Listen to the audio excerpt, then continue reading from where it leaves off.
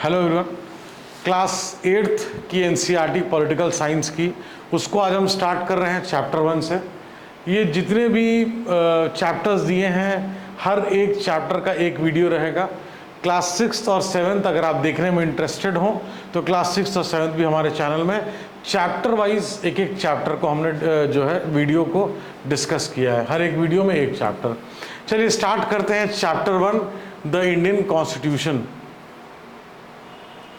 तो सबसे पहली बात अगर आप देखेंगे कि हर सोसाइटी में चीज़ों की फंक्शनिंग के लिए कुछ रूल्स एंड रेगुलेशन की आवश्यकता होती है। दोनों यहां कौन हुआ? एक तो पब्लिक और दूसरा गवर्नमेंट। एक ये है, एक ये है। पब्लिक जैसे फॉर एग्जाम्पल हो सकता है मेरे लिए कोई पर्टिकुलर कलर बहुत अच्छा लगे, दूसरे को हो सकता है वो चीज़ कन्वीनियंट ना लगे।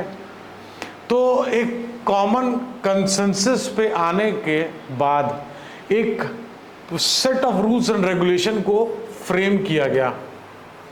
Set of rules and regulations को फ्रेम किया गया एक कॉमन कंसेंसस में आने के बाद, जिसको हम संविधान के नाम से जानते हैं, जिसको हम कॉन्स्टिट्यूशन बोलते हैं। जो हमारा संविधान है वो हमारे set of rules and regulations, एक बेसिक अंडरस्टैंडिंग के हिसाब से आपको मैं बता रहा हूं अभी, जिससे आप समझ पाए कि यहां हम बेसिकली क्या बात कर रहे हैं। तो इसमें पब्लिक के लिए भी फंडामेंटल राइट्स, फंडामेंटल ड्यूटीज, तो उसके बारे में भी जो चीज़ें आप देख सकते हैं। और गवर्नमेंट की बात करें तो जो फंडामेंटल राइट है वो गवर्नमेंट पे एक तरीके से एक लिमिटेशन है उसकी पावर का। तो इसी तरीके से आप जो रूल्स एंड रेगुलेशंस हैं वो इस तरीके से फ्रेम किए गए हैं कि बेसिक स्ट्रक्चर नहीं, लेकिन बाकी अगर कोई ऑल्टरेशन करना है, कोई चेंजेस करना है तो वो चेंज पॉसिबल हो सके। बहुत इजी भी नहीं, बहुत डिफिकल्ट भी नहीं, तो बहुत ज़्यादा फ्लेक्सिबल भी नहीं, बहुत ज़्यादा रिजिड भी नहीं। हम अपने कॉन्स्टिट्यूशन के लिए यहाँ पे चीज़ों को समझें कि अब 6th 7th के बाद अब हम जब क्लास 8th में आते हैं तो हमारी जो नॉलेज है हमने समझ लिया कि पॉलिटी क्या है, पॉलिसीज़ क्या है, कुछ चीज़ें स्टेट गवर्नमेंट कैसे जो है चीज़ें करती है, लोकल सेल्फ गवर्नमेंट के बारे में हमने जाना। अब हम और आगे जो है चीज़ों को कनेक्ट करेंगे। हम यहाँ पे कॉन्स्टिट्यूशन के बारे में डिस्कस करेंगे, हम यहाँ पे फंडामेंटल राइट्स के बारे में डिस्कस करेंगे, हम यहाँ पे जो गवर्नमेंट का जो फेडरल स्ट्रक्चर है कुछ उसके बारे में बात करेंगे। इन चीज़ों के बारे में हम जो है इस वीडियो में बात करेंगे। तो अगर लार्ज सोसाइटी की बात करें तो अलग अलग कम्युनिटी जो है, अलग अलग कम्युनिटी के लोग एक साथ आते हैं और रहते हैं, और these rules are formulated through consensus. देखिए जो अभी हम बात कर रहे थे, इन मॉडर्न कंट्री ये जो कंसेंसस है अवेलेबल इन रिटन फॉर्म। तो मॉडर्न कंट्री में ये जो कंसेंसस है, ये जो हामी लोग भर रहे हैं एक पर्टिकुलर पॉइंट पे, एक सेट ऑफ पॉइंट पे रूल्स एंड रेगुलेशंस को लेके, चीज़ों को लेके, तो उस कंसेंसस को मॉडर्न वर्ल्ड में जो बोला जाता है, जो रिटन डॉक्यूमेंट को जो बोला जाता है, इस रूल्स एंड रेगुलेशन के जो रिटन डॉक्यूमेंट को हम कॉन्स्टिट्यूशन बोलते हैं। देखिए ये चीज़ें आपके एनसीईआरटी में दिया है, उसको आप, क्योंकि एनसीईआरटी एक ऐसा सोर्स है जिसका रेफरेंस आप कहीं पे भी दे सकते हैं। मेंस में अगर आपको आंसर लिख रहे हैं उसमें भी रेफरेंस दे सकते हैं, इंटरव्यू में आप दे सकते हैं। इसकी जो डेफिनेशन है, इसके जो लाइंस दिए हैं उसमें आपको जो कोट करना है, कोई फ्रेज कोट करना है कहीं पे अपने एसेज में, तो वो आप बहुत अच्छे तरीके से यूज़ करके कर सकते हैं। तो अगर यहाँ पे देखा जाए why does a country need a constitution, तो देखिए हमारी अभी आप समझ जाएंगे कि हमको संविधान की, हमको कॉन्स्टिट्यूशन की, व्हाई डज अ, किसी भी कंट्री को कॉन्स्टिट्यूशन की क्यों ज़रूरत है। पहला, कॉन्स्टिट्यूशन जो गवर्नमेंट है तो गवर्नमेंट एक हमारे लिए बाइंडिंग फैक्टर है, हमको जोड़ के रखता है। हमारा जो जनता का जो एम एंड एस्पिरेशन है उसको देखता है, एम्स एंड एस्पिरेशंस को देखता है ना गवर्नमेंट, कि किस तरीके से जनता क्या चाह रही है डेवलपमेंट सोसाइटी में, किस तरीके से क्या चीज़ की रिक्वायरमेंट है उसको पूरा करना। तो कंट्री में जो हम बात करें पहले भी, फिर से मैं रिपीट कर रहा हूँ, जो रूल्स एंड रेगुलेशंस, फिर गवर्नमेंट की पावर पे एक लिमिटेशन, गवर्नमेंट की पावर में एक लिमिटेशन फंडामेंटल राइट्स के थ्रू, जिसके लिए भी हमने बात करा। तो मैं यहाँ पे बस ये बताना चाह रहा हूँ कि अगर इस समय क्लास 8th की पॉलिटी पढ़ते हुए अगर आपसे कोई पूछे why does a country needs a constitution, तो आप जवाब देने के कंडीशन में होने चाहिए।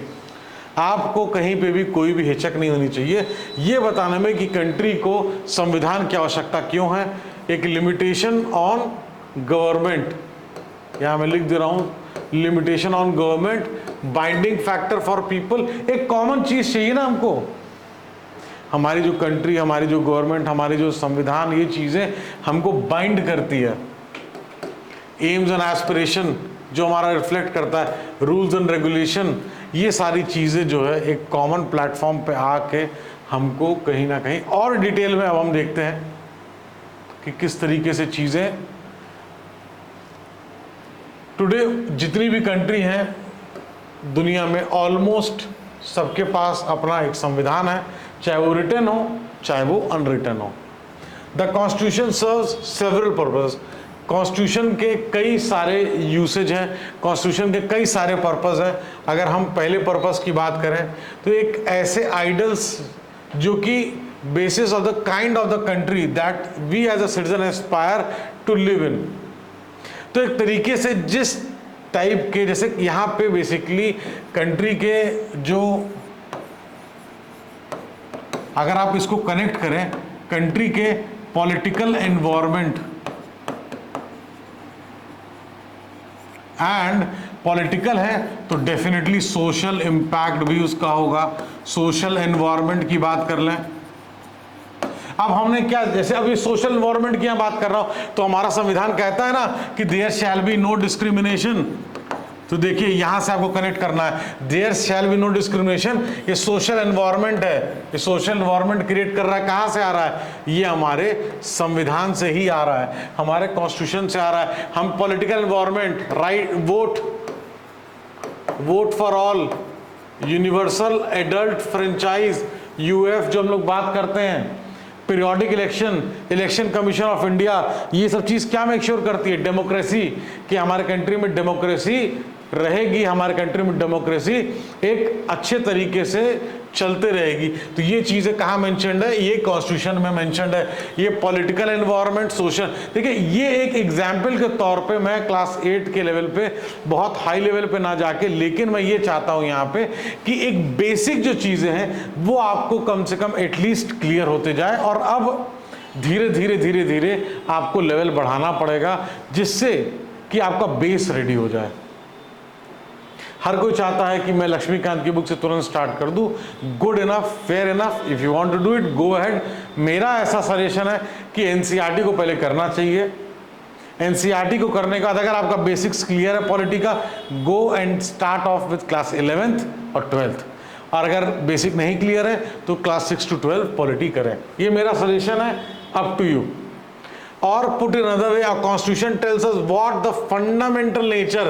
देखिए यहाँ जो हम बात करें पॉलिटिकल एनवायरनमेंट, सोशल एनवायरनमेंट, ये चीज़ें क्या है? ये हमारी फंडामेंटल जो एक बेसिक जो रूल्स हैं, बेसिक जो सिचुएशन है, जो हमारी कंडीशंस हैं, उसको लेट डाउन करता है फंडामेंटल नेचर ऑफ सोसाइटी। बहुत इंपॉर्टेंट फैक्टर है ये, बहुत ज़्यादा इंपॉर्टेंट फैक्टर है। कॉन्स्टिट्यूशन हेल्प करता है किसमें? Serve set of rules and principal.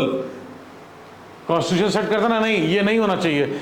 अगर किसी का फंडामेंटल राइट हो रहा है तो राइट टू कॉन्स्टिट्यूशनल रेमेडीज में जाके वो जो है चीज़ों को आर्टिकल 32 के उसमें अपनी चीज़ों को क्या बोलते हैं, नोटिस में ला सकता है, कोर्ट जा सकता है, चीज़ों पे एक्शन ले सकता है। तो ये चीज़ें set of rules and regulation principle that all the person in a country can agree upon as the basis of the way in which they want the country to be governed.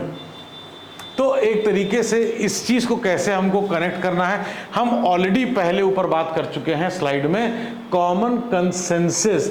जब हम consensus की बात करते हैं तो भले 10 लाख लोग हों, 10 लाख लोग जब एक चीज़ पे वोट कर देते हैं एक तरीके से, या 10 लाख लोग के रिप्रेजेंटेटिव, 10 लाख लोग के अगर 200 रिप्रेजेंटेटिव हैं फॉर एग्जाम्पल, तो अगर वो 200 लोग रिप्रेजेंट करके वोट कर दिए कि हाँ ये चीज़ होगी, तो वो चीज़ होगी, वो रूल्स एंड रेगुलेशन बनेगा। तो एक तरीके से वो 200 लोग क्या कर रहे हैं, रिप्रेजेंट कर रहे हैं उन 10 लाख लोग को, रिप्रेजेंट। इसलिए हम रिप्रेजेंटेटिव डेमोक्रेसी की भी बात करते हैं। इसलिए हम रिप्रेजेंटेटिव क्यों बात करते हैं, यहां से आपको कनेक्ट करना है।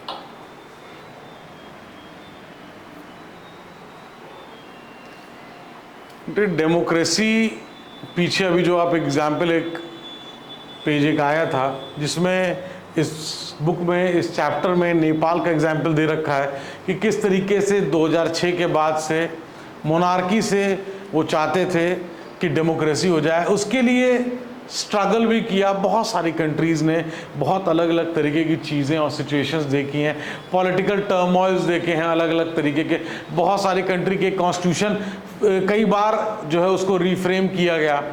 तो चीज़ें, सिचुएशन बदलती रहती हैं। इसीलिए ये कैसे कनेक्ट करना है, इसीलिए जो कॉन्स्टिट्यूशन है वो रिजिड की भी उसमें ब्लेंड होनी चाहिए और फ्लेक्सिबिलिटी भी होनी चाहिए कि समय के अनुसार उन चीज़ों को हम एडजस्ट कर पाएँ। जैसे कि इसका एग्जाम्पल क्या है, इसका एग्जाम्पल अगर आपसे कोई पूछे, जब संविधान फ्रेम हो रहा था तो उस समय साइबर सिक्योरिटी, उस समय कंप्यूटर ओरिएंटेड जो चीज़ें थी, आज की डेट में साइबर सिक्योरिटी एक बहुत बड़ा कंसर्न है कंट्री के लिए। उस समय वो चीज़ें नहीं थी, आज हैं। तो फ्लेक्सिबिलिटी होगी तो इसको हम क्या करेंगे, इसको भी हम कहीं ना कहीं एडजस्ट करेंगे, इसके लिए हम रूल्स एंड रेगुलेशन फ्रेम करेंगे। तो कहने का मतलब है, ये एक एग्जाम्पल है, इससे आपको ये समझना है a blend of flexibility and rigidity क्यों दी गई है कॉन्स्टिट्यूशन में। तो डेमोक्रेटिक सोसाइटी की बात करें, the constitution often lays down rules that guard against this misuse of authority by our political leader. तो डेमोक्रेटिक सोसाइटी में देखिए, इस चीज़ को हम लोगों ने कई बार बात करी है। डेमोक्रेटिक सोसाइटी की बात करते हैं तो यहाँ पे सबसे ज़्यादा पावर है पीपल के पास, पब्लिक के पास। पब्लिक जिसको चाहेगी उसकी गवर्नमेंट बनाएगी, जिसको चाहेगी उसको हटा देगी, उसका जैसे ही टर्म पूरा होगा। तो कहने का मतलब है डेमोक्रेटिक सोसाइटी में जहाँ पब्लिक है, जहाँ पीपल है, तो एक तरीके से एक गार्ड है against the misuse of authority, को पॉलिटिकल लीडर कोई मिसयूज अपनी अथॉरिटी को ना करे। तो राइट टू इक्वालिटी की अगर बात करें, is one of the fundamental right guaranteed by the Indian constitution. Right to equality अब हम आगे देखेंगे भी। देखिए, जो यूपीएससी के हिसाब से अब पूरा चैप्टर एक एक लाइन बाय लाइन एग्जाम्पल के साथ पढ़ाऊंगा तो बहुत ज़्यादा लंबा वीडियो हो जाएगा, कॉस्ट बेनिफिट एनालिसिस आपका कम हो जाएगा। जितना टाइम आप स्पेंड कर रहे हैं इस वीडियो में उतना बेनिफिट आपको मिलना चाहिए, ताकि आप वापस जाके अपने चैप्टर को जब रीड करें तो वो आपको कहीं ना कहीं वो कनेक्ट कर पाएंगे कि किस तरीके से चीज़ें हैं। और उस कनेक्शन के लिए बस ये वीडियो बनाया जाता है कि आपको एनसीईआरटी पढ़ने में अगर किसी बच्चे को, किसी एस्पिरेंट को कोई दिक्कत है तो उस दिक्कत को ये वीडियो देखने के बाद यूपीएससी से रिलेटेड जो पार्ट है उसको कवर किया जाए। मेरे हिसाब से मैं प्रयास यही करता हूं कि कोई चीज़ छूटे ना। The Constitution usually contains rules that ensure that minorities are not excluded from anything that is routinely available to majority। तो हम ऑलरेडी बात कर रहे हैं नो डिस्क्रिमिनेशन वाली जो बात हम कर रहे थे सोशल एनवायरनमेंट में, उसको आपको यहाँ पे कनेक्ट करना है कि माइनॉरिटीज़ को या मेजॉरिटीज़ को सबको इक्वल तरीके से इक्वल आय किया जाए। सबसे स्मार्ट तरीका है इसको समझने का, इक्वल आय किया जाए। इक्वल आय का क्या मतलब, समान नज़रों से समान तरीके से चीज़ें भी अवेलेबल हों, रिसोर्सेज भी अवेलेबल हों विदाउट एनी डिस्क्रिमिनेशन, और आपकी सोच समझ में भी चीज़ें इक्वालिटी के बेसिस पे आप उसको कर पाएँ। कोई भी चीज़ें हैं, किसी भी चीज़ से किसी को एक्सक्लूड नहीं किया जाए।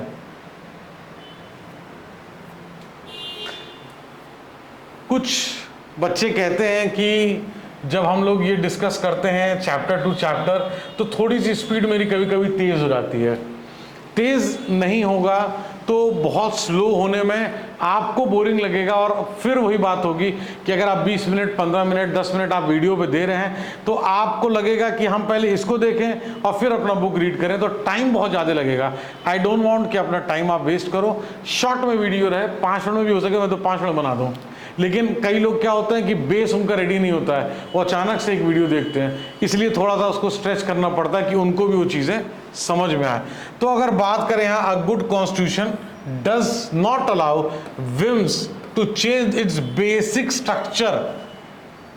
जो पूरी बिल्डिंग का जो प्लिंथ होता है, जो पूरी बिल्डिंग का जो एक स्ट्रक्चर होता है जिसके ऊपर पूरी बिल्डिंग बेस करती है, उसको चेंज करना आप इमेजिन कर सकते हैं। जैसे यहाँ पे ना कि does not allow these whims to change basic structure, कहने का मतलब कोई आदमी आ गया, कोई पॉलिटिकल पर्सन आ गया, हाँ भाई ये चेंज कर दो, ये हटा दो, वो डाल दो, तो इतना ये चीज़ें, एक बेसिक स्ट्रक्चर जो है ये एक क्या है, एक प्रोटेक्शन, एक फीचर, ये एक फीचर भी है, feature of our Indian constitution.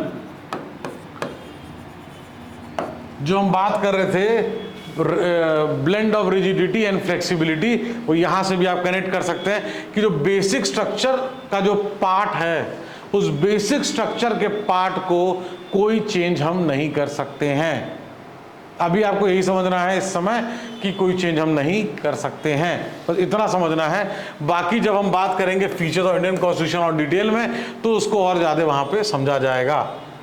तो ये चीज़ क्यों रखी गई है कि जो प्रोटेक्शन है, जो सिटीजन्स का राइट्स है, उसको प्रोटेक्ट करना, जो चीज़ें हैं, जो ट्रू मीनिंग है set of rules and regulation का इन अ डेमोक्रेटिक सोसाइटी, उस चीज़ को मेंटेन करा जा सके।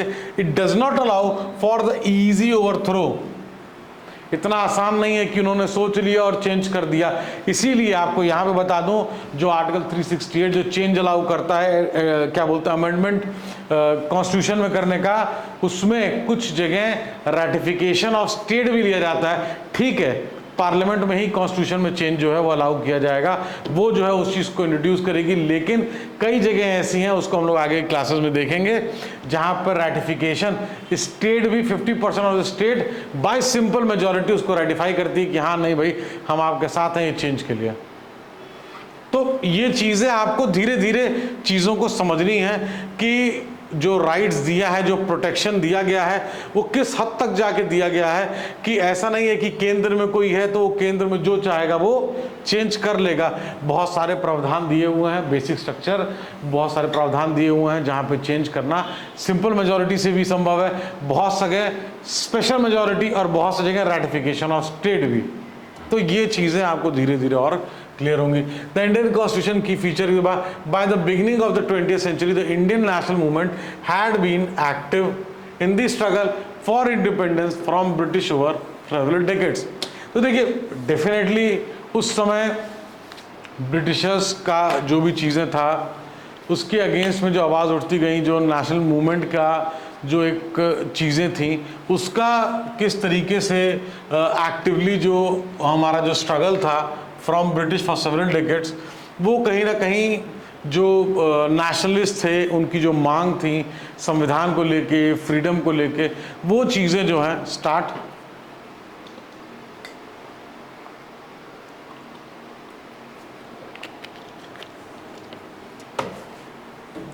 होती और स्टार्ट के साथ साथ वो धीरे धीरे बहुत बढ़ती गई। धीरे धीरे जो है वो चीज़ें बढ़ती गई। मांग तो बहुत पहले से हो रही थी पूर्ण स्वराज की और संविधान की, लेकिन वो धीरे धीरे एस्केलेट करती गई। The country was made up of several different communities, बहुत सारी कम्युनिटीज थी हमारे कंट्री में, थी और हैं। वो स्पोक डिफरेंट लैंग्वेजेस, अलग अलग लैंग्वेजेस की बात करते थे, अलग अलग अपने रिलीजन थे, अलग अलग कल्चर्स थे।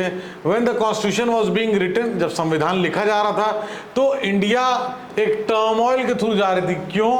क्योंकि इंडिया एंड पाकिस्तान, एक तो पार्टीशन, कुछ प्रिंसली स्टेट जो है डिसाइड नहीं कर पा रहे थे कि उनको किस तरफ जाना है, इंडिपेंडेंट है या इंडिया की तरफ, पाकिस्तान के, उनका क्या फ्यूचर जो है।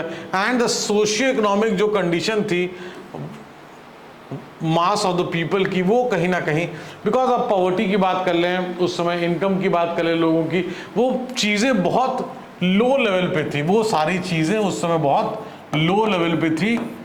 और जैसा आप देख सकते हैं इंडिया पाकिस्तान का partition, princely state remain undecided, कुछ प्रिंसली स्टेट, तो ये चीज़ें एक बहुत सारी situations, economic situation, political situation, economic social situation, बहुत सारी चीज़ें उस समय जो है सामने दिख रही थी। तो कुछ की फीचर्स की अगर हम बात करें जो आपके क्लास 8 में दिया है, फेडरलिज्म की अगर हम बात करें, तो हम फेडरलिज्म की बात करें तो यहाँ पे फेडरलिज्म में जब मोर than one level of government, एक से ज्यादा लेवल, जैसे कि एक हो गया सेंट्रल, एक हो गया स्टेट और लोकल सेल्फ गवर्नमेंट, तो 1 2 3 हमारे पास 3, यहां तो मोर देन वन लेवल, तो हमारे पास सेंटर और स्टेट तो शुरू से था, तो we are federal, more than one level पे गवर्नमेंट है। अगर एक लाइन में किसी को जवाब देना है फेडरलिज्म का, तो मोर than one level of government जहां पे एग्जिस्ट करती है, तो हम कहेंगे कि फेडरलिज्म फेडरल स्ट्रक्चर है। तो we as state level, centre level हो गया, स्टेट लेवल हो गया, और पंचायती राज जो है, जो हमारा लोकल सेल्फ गवर्नमेंट, पंचायती राज 3rd टियर, जिसके बारे में हम क्लास 6 में भी डिस्कस किए थे। फेडरलिज्म, आप कहीं ना कहीं इन चीज़ों को कनेक्ट करेंगे। जो फेडरलिज्म अभी आप 2 पैराग्राफ में पढ़ रहे हैं, कल आप जब उसको और हायर स्टडीज़ और क्लासेस में या रेफरेंस बुक देखेंगे तो उसमें और चीज़ें, बेस यहाँ से बनाना है, कनेक्शन जो है जब वो पढ़ेंगे तो वहाँ पे होना चाहिए। While each state in India enjoys autonomy in exercising power on certain issue, subjects of national concern require that all of these states follow the law of central government. अब यहाँ पे इसको क्या है, जैसे कि union list, state list, concurrent list, ये list क्या है, हर लिस्ट में अब सब्जेक्ट्स मेंशन्ड है। जैसे मान लीजिए फॉरेन रिलेशंस हैं, डिफेंस है, ये चीज़ें हर स्टेट अगर डिफेंस के बारे में बात करेगा तो हो सकता है चीज़ें प्रॉपरली मैनेज ना हो पाए, हर स्टेट हो सकता है फॉरेन रिलेशंस उतने अच्छे डेवलप ना कर पाए या उतना उनका इंटरेस्ट ना हो, तो ये यूनियन के पास चीज़ें हैं, ये सब्जेक्ट्स हैं। तो कुछ यूनियन के पास सब्जेक्ट्स हैं, कुछ स्टेट को पावर दी गई कि भाई तुम लो, तुम भी उस पर रूल्स एंड रेगुलेशन जो है फ्रेम करो, बनाओ। कॉन्करेंट लिस्ट है, इस पे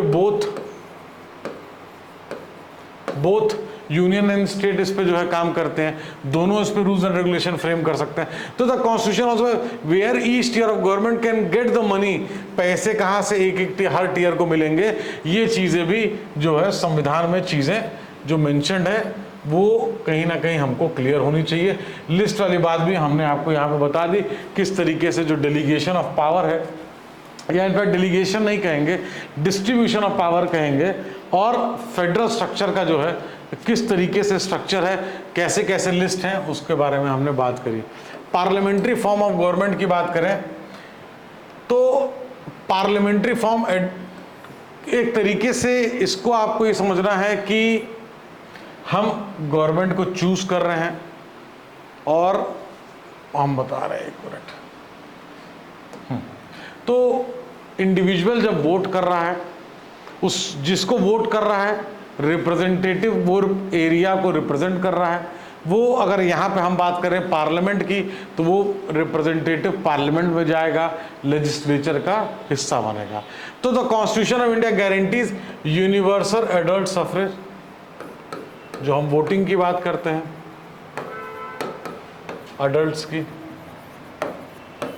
तो सबको, जितने सिटीजन्स हैं सबको राइट है, all the citizens when they were making constitution, number of constituent assembly, जितने मेंबर थे constituent assembly के, इन्होंने जो फ्रीडम के लिए जो स्ट्रगल था, मासेस को ऐसा फील किया कि वो रेडी थे यूनिवर्सल एडल्ट सफरेज के लिए, that this will help encourage democratic mindset के लिए। और कहीं ना कहीं जो एक क्लचेस, जो एक शैकल था जो हर एक पर्सन को कहीं ना कहीं पकड़ा हुआ था, traditional caste, class and gender hierarchy, इससे छुटकारा और इससे ब्रेक मिलेगा कि वोट देना किसी भी जात, धर्म या इकोनॉमिक स्टेटस या किसी भी उससे डिस्क्रिमिनेट नहीं कर सकते हैं। वो जो भी यूनिवर्सल एडल्ट सफरेज के फॉर ऑल सिटीजन्स वो चीज़ अवेलेबल है। तो अपने रिप्रेजेंटेटिव को इलेक्ट करने का पावर सबको है विदाउट एनी डिस्क्रिमिनेशन। इस चीज़ में कोई कंफ्यूजन नहीं होना चाहिए। सेपरेशन ऑफ पावर की बात करें तो कॉन्स्टिट्यूशन के हिसाब से 3 ऑर्गन ऑफ गवर्नमेंट है। एक है लेजिस्लेचर, दूसरा है एग्जीक्यूटिव, तीसरा है जुडिशरी। आपको बता दें, अगर आप ऐसे बात करें तो यहाँ पे बैठा है लेजिस्लेचर, यहाँ पे बैठा है एग्जीक्यूटिव, यहाँ पे बैठा है जुडिशरी। इसको हम क्या कहते हैं? Balance of power. अगर हम बात करें कि कौन ज़्यादा पावरफुल है, लेजिस्लेचर ज़्यादा पावरफुल है कि जुडिशरी, ऐसा कुछ नहीं है, दोनों सेम हैं। देखिए एक ही लाइन में बैठे हुए हैं। इसको हम बैलेंस ऑफ पावर बोलते हैं, सेपरेशन ऑफ पावर है। तो legislature refers to our elected representative, executive जो है वो स्मॉलर ग्रुप है। तो लेजिस्लेचर कौन है? जैसे मान लीजिए अगर यहाँ पार्लियामेंट की बात हो रही तो एमपीज हो गए। एग्जीक्यूटिव कौन है? जो मिनिस्टर्स हो गए, वो एग्जीक्यूटिव का पॉलिटिकल एग्जीक्यूटिव हो गए। जुडिशरी जो हमारा जितना ये कोर्ट सिस्टम वाली चीज़ें हैं वो जुडिशरी का हो गए। तो किस तरीके से जो एग्जीक्यूटिव हैं उनकी इम्प्लीमेंटेशन की रिस्पॉन्सिबिलिटी होती है लॉ की और गवर्नमेंट को रन करने की। तो हर एक ऑर्गन दूसरे ऑर्गन के ऊपर क्या करता है? चेक रखता है। इसको हम क्या कहते हैं? System of checks and balances. एक दूसरे से कोई ना ताकतवर है ना कमजोर है, एक दूसरे ऑर्गन के ऊपर बैलेंस ऑफ पावर को मेंटेन करते हुए चेक भी रखते हैं। फंडामेंटल राइट्स की बात करें यहाँ पे तो एक तरीके से फंडामेंटल राइट अगर आप बात करते हैं तो एक कहते हैं जो बेसिक राइट्स हैं, इक्वालिटी की बात करें, फ्रीडम की बात करें, राइट अगेंस्ट एक्सप्लॉयटेशन की बात करें, right to freedom of religion की बात करें, कल्चरल एजुकेशन राइट की बात करें, राइट टू कॉन्स्टिट्यूशनल रेमेडीज की बात करें, ये जो हैं ये फंडामेंटल राइट्स हैं। आगे की क्लासेस में इसको और डिटेल में पढ़ेंगे। अभी इसको आप रीड कर सकते हैं, बहुत डिटेल में मत जाइए। ये राइट्स जो है गवर्नमेंट के ऊपर एक लिमिटेशन के उससे जो है रहते हैं।